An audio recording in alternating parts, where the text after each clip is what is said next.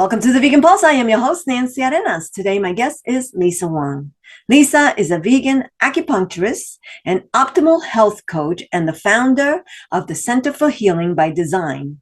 She works with clients of all ages and cultures worldwide to help them get in touch with their inner doctor and empowers them with tools to create the optimal health they desire and deserve, which is their birthright.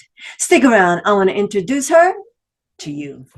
Hi, Lisa. How are you? Hi, Nancy. Good to be with you. Thank you for having me. It's nice to see you. I know we met here in Albuquerque, and it was really lovely to meet you. Same here. Joy Grace and I are just so excited to know about you and know about what you do. You do amazing work, and we're very grateful. Thank you. It was a pleasure meeting Joy Grace as well. So let's start with your journey into veganism. Tell us about that. Wow, yeah, it's been a long journey. I believe ever since I was little, maybe 3 year old or six, but around there somewhere, I got the seed planted in me to go vegan naturally. But I did not go vegan until my in my 30s, unfortunately. But the seed was planted way early back in my childhood. So I was born during the Cultural Revolution. My father raised chickens. Ironically, is because to make sure I have enough protein. Little do they know, that animal protein is not good for us, and our body is naturally prefer to be vegan. But so I remember was very little. I got to see under the lamp light the shadow of the baby chick, the fetus in it, and then naturally for me, when I see my dad went to kill the chicken for dinner, I would tell the chickens to go away. So I think that's the seed that was planted early, and I did not know all about the cruelty of animals in the animal agriculture and all these other industries, how badly the animals are treated until in college when I took an animal ethics class. And that's when I started cutting out red meat, white meat in my diet. But it took me 9 years to give up seafood because I love seafood. I think it was after I went scuba diving and swimming with the fish and turtles. I just couldn't bring myself to eat fish as well. Give up all the seafood, and but for me later on, going through Chinese medicine, my Chinese teachers, they all still embrace animal protein and said that I couldn't give up eggs and dairy. So it took me another couple of years to give up completely and go vegan. It's not until when I actually see miracles happen in my clients, in my patients after I become acupuncturist. This client of mine who had a stroke, and I discovered from another friend of mine who cured himself of stroke by going vegan. And so even though my client didn't go vegan, I went vegan because I just really believe that is our body makeup, and because of what I do, I specialize in the ear medicine, and I get to see through the ears how animal protein harms our body. And I see inflammation, I see signs of early tumors, stones, at the earliest stage when the cells changes caused by the inflammation caused by the animal proteins. So just because of my work, I totally and wholeheartedly believe that our body is our inner doctor, which I teach my clients and my students. Our inner doctor is vegan, and that's our true nature. And it's my life purpose and my calling to spread that message. That is And that's my vegan activism.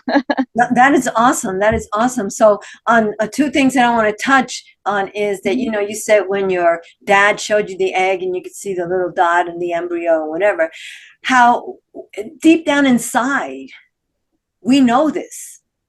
Deep down inside in our subconscious, whatever you want to call it, we know this. And, you know I came to that conclusion because I had a similar experience, except it was my grandfather, and he took a chicken and he broke his neck because we were going to eat it. I would refuse to eat that. I was like, I can't, and then what was worse was that he sent me to get the chicken. So I picked the cutest chicken, not knowing what was going to happen to it. And then, he killed it right in front of me, and it was horrible. It was really, traumatic, but we know these things because when we come across something that happens that you don't want, an injury to an animal, or you feel something, like you said, you went swimming with the fish and then all of a sudden you couldn't do it anymore because there you were with these living little beings who want to live. And so it's really in us. So I like what you said about our inner doctor is vegan. I definitely believe that. And so I thank you for what you do. Now, let's talk about a little bit about what you do. So you are the founder of the Center for Healing by Design. So tell us about that. So I founded the Center for Healing by Design, which is a nonprofit that with our mission is to empower people worldwide, especially vegans, vegetarians, and compassionate people, to get in touch with their inner doctor, so that knowing about our inner doctor, people can recognize how powerful we are, that we truly create our health. And when we work with the inner doctor and have compassion and trust in our inner doctor, that the inner doctor has the wisdom, has the power to heal anything, any health challenges we come across in our life, and not just prevent us from disease, but also boost our vitality, take our health to the next level, to enable us to live our full life potential, and in doing whatever we're meant to do, realize our purpose. So that's my purpose through Center for Healing by Design, is to wake up people's awareness about our inner doctor. And that is also like the animals. Our inner doctor doesn't have a voice, and I choose to be the voice and advocate, so that people can actually hear their inner doctor talking and crying out when what they eat, what they think, what their lifestyle is impacting and harming and causing pain and suffering to their inner doctor. Right, because we take in, like you said, you see people with information, and now as I go along the years of being vegan, I come across people, whether they be colleagues, friends, or family, and I see them, and, and it's like I could see inflammation. I could see high blood pressure, not because I'm a doctor, but because their body tells me it, when I see it. It's like they're all puffed up. They got blotches and rashes and, all kinds of things that tells you your body is talking to you and to them, and they're not listening. Yeah, and their signs do come up, and sometimes it's very obvious. The good news is, my Chinese name is actually Good News, so I have to live up to my name. The good news I want to share with people is that our inner doctor, when we get in touch with it, through so many different ways, but primarily my way of helping people listen to their doctor is through the ears. The ears tells us at the earliest stage, even before people feel any symptoms or pain, they don't feel anything. But the ears, when we do go in and check the ears, which is very simple via acupressure, no needles or anything, even though I'm a licensed acupuncturist, but it's very simple for people to get in touch, because they will feel the pain, not anywhere else in the body, but through the ears or some other parts of the body I call control panels. But mainly through the ear, we can ask the inner doctor and directly hear from our inner doctor what is going on, what is developing, what kind of information at the earliest stage, so people can get the idea, make the connection, and make the changes necessary for them to not have something surprises come up down the road, like, oh my God, I have cancer, or I have stones, I have this gallbladder stone that I have, to go to the ER and have it. Of course, when you're in the hospital, the only thing is it would have your gallbladder taken out. So we want to help people prevent getting to those awkward situations and surprises when our body already giving us the signs and symptoms so early that we can do all the necessary corrections and things to empower us to clear all that unnecessary health challenges down the road. And that's really, veganism is all about that as well. Veganism is all about, cleansing your body so you have optimal health, so that you could prevent as much as you could prevent diseases such as cancer, diabetes, heart disease, and so forth. So, and the other thing that I want to point out is that everyone needs to take a breath, take a moment. And when you get new information, you can't just say, nah, I never heard of this. This is strange to me. This is weird. Take the time to actually open up your ears, right? Clear your mind, have an open mind, and receive the information, right? And then actually do a little research on your own if you have to, but understand that we've been so conditioned that even when someone presents us with something that's good for us, like veganism, people don't want to accept it. I mean, veganism helps the planet, the health, it stops the torture of animals, but it also clears our water, our soil, our air, because if we don't have that, it don't matter how much money we have, we're done.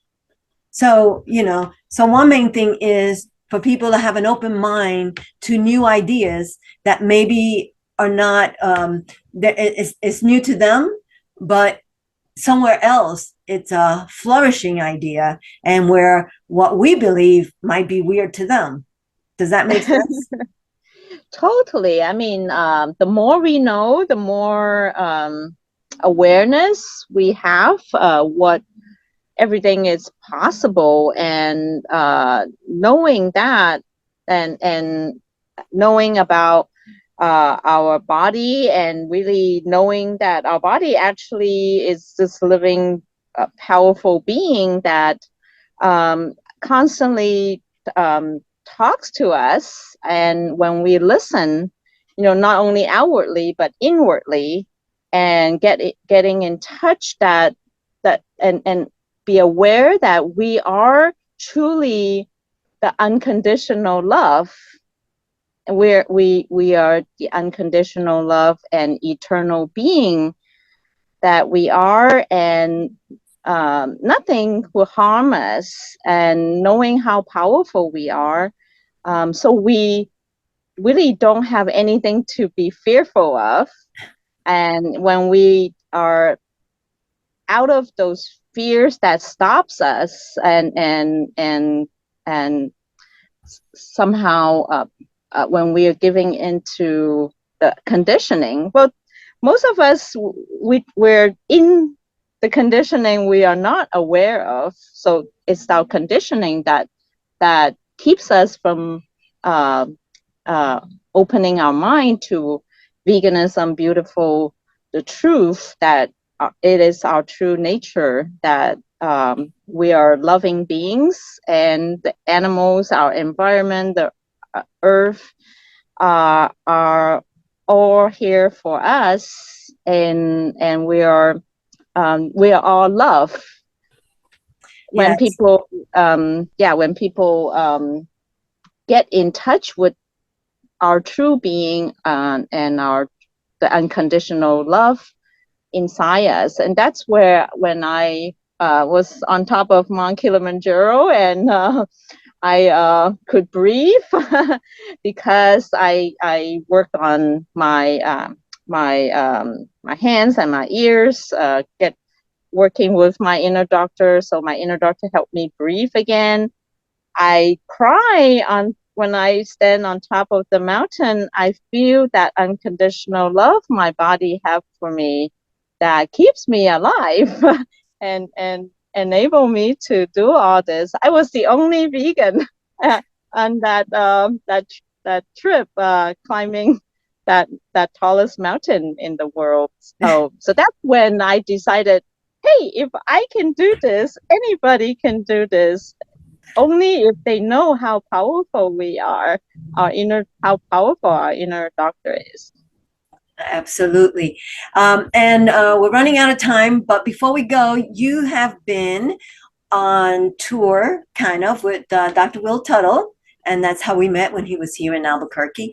Tell us about a little bit, a short kind of summary of the people and the experiences you have had on the tour with Dr. Tuttle and Madeline, his wife. Yes, thank you so much, Nancy. I so appreciate for you publishing the article I wrote about our trip, for over the last 3 months, where I'm so grateful I get to follow Dr. Tuttle and Madeline, traveling all over California, and now across the country, and the southern states.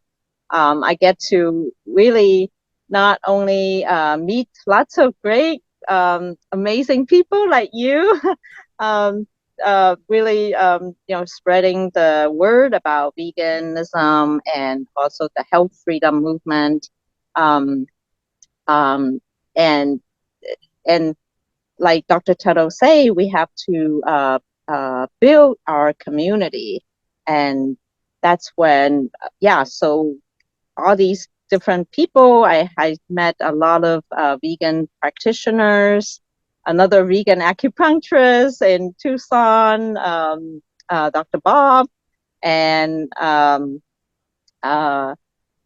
and also Dr. Um,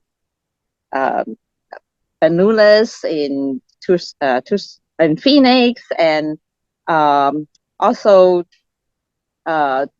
Dolly and her husband, who actually produced this movie called The Land of Ahimsa that just came out as a great documentary for to spread the vegan message.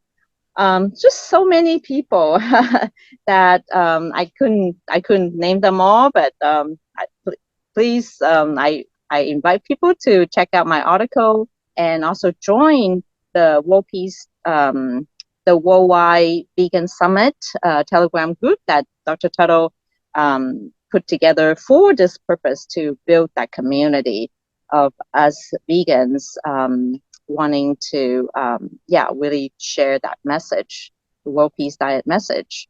And of course, the honor to be with Dr. Tuttle and working so closely with him and Madeline, really, I feel so fortunate because I get to learn so much from how they walk their talk, how they truly embody their message, and I it's all about our intuition and really for us the biggest message that I truly take away is for us to be vegans. We have to empower ourselves. We must be the change we want to be in the world, and starting with ourselves, empower ourselves and get in touch with our intuition and knowing our true nature, which is love and compassion and kindness for all living beings, all life. And so yeah, I'm looking forward. The tour hasn't ended yet, so it's for two more months, and really excited to still be on this journey. Awesome. So, and I will have links to your website. Also, you mentioned that you had published an article in New Mexico Vegan, my magazine, which is available, and you can see the synopsis of Lisa's tour with Dr. Tuttle there as well. Thank you, Lisa, for joining us. I appreciate you and everything you do. Bye-bye. Thank you, Nancy. It's a pleasure and an honor to be with you. Thank you for joining us on another Vegan Pulse. Remember, check out our website, like us on Facebook, and subscribe to our YouTube channel. If you have a pulse, you have a purpose. Live vegan.